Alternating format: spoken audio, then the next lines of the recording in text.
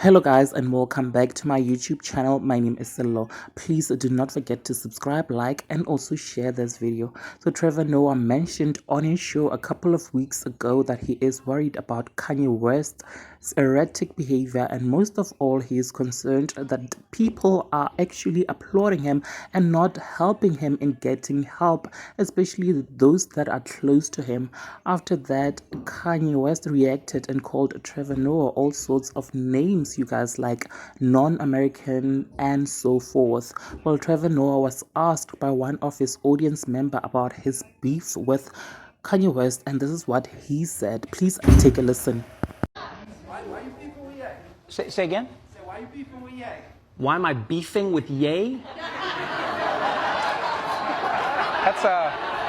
That's an interesting way to phrase it, because a beef has to go both ways.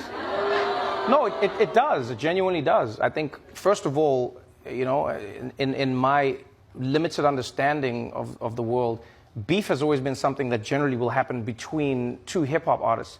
I was never beefing with Kanye West. I was concerned about Kanye West.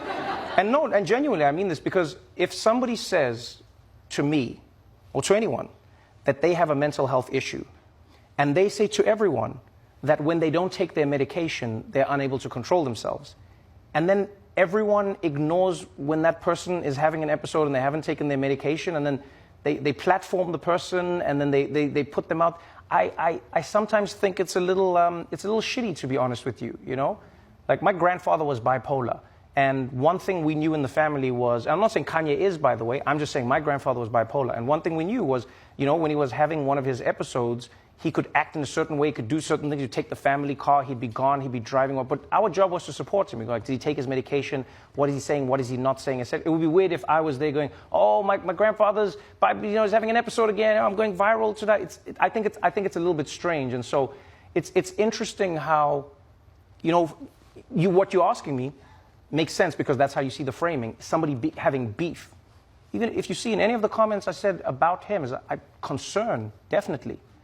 I grew up loving Kanye West. There are a few hip-hop artists who have shaped how I see music. The punchlines that he had in every single song, it was like listening to comedy, the sketches that he had. He loved stand-up comedy. Do you know what I mean? His mom, you know, his mom's influence on him, his influence on hip-hop culture, his influence on fashion, how he changed the paradigm. I grew up loving this man. I still love him despite the shit that he talks.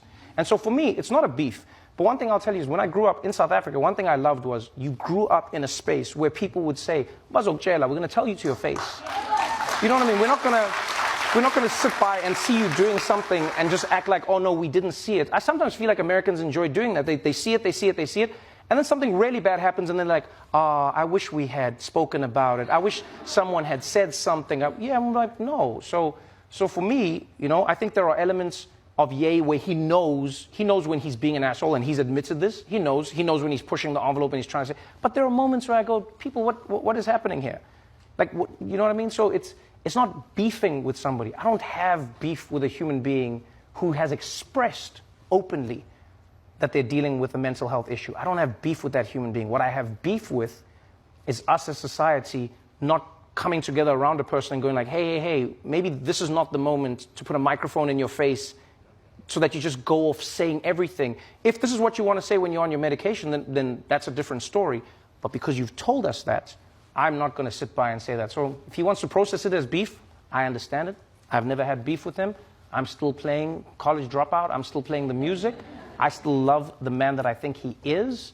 And I understand that he's gone through a lot, you know, and I don't take that for granted. But yeah, I've promised myself I'll never be the person who just sits by and gleefully says things about people that I care about, and then also joins the group of mourners afterwards and acts like I wasn't part of it. Too many people like to mourn you when you're dead, and they don't say anything to you when you're alive. So I don't know where it'll end or where it won't, but that's me.